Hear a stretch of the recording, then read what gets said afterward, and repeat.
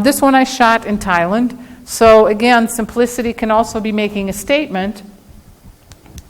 And then I showed my students this one, and I said, is this a sacred site? And they're like, what?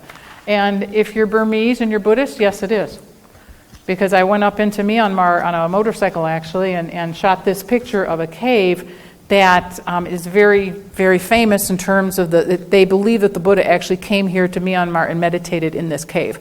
And so they believe there's something sacred about these fish and the water and the cave, and people come up and actually pray here and meditate here, and in their minds, this is by all means a sacred site.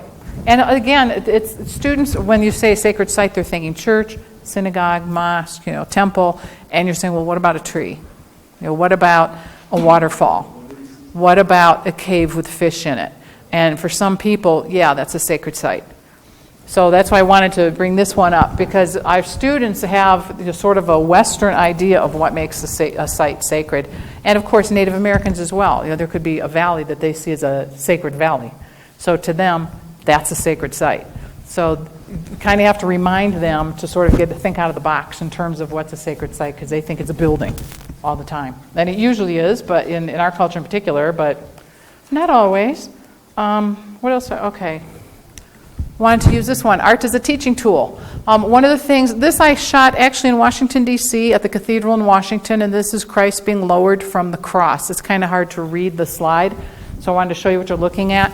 But here's his face over here sort of turned sideways, and here's his body coming down, here's his legs, and here's another person over here that's actually helping. And this is the Virgin Mary helping her son off the cross. Here's her foot.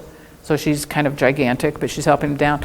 But art is a teaching tool. One of the things that's important is to remind your students that, especially during the medieval era, people were primarily illiterate. So you get almost like lessons about the religion through the artwork and through the architecture. And one of the things that people think is the Christian churches definitely taught through imagery, and they think because mosques do not have imagery, it's not a teaching tool. And I'll show you some of the places that I actually photographed, like in Iran, for instance, and what went through my mind as I was walking in there. So remember I used a slide yesterday. The Quran talked about how you can cite a symbol and think about it. I said the Quran talks about symbols and how the symbolism can be sort of, the mysticism sort of ties together, and the Quran actually supports the use of symbols. And think about it, think about it, think about it. And it says reflect, reflect, reflect for those who reflect.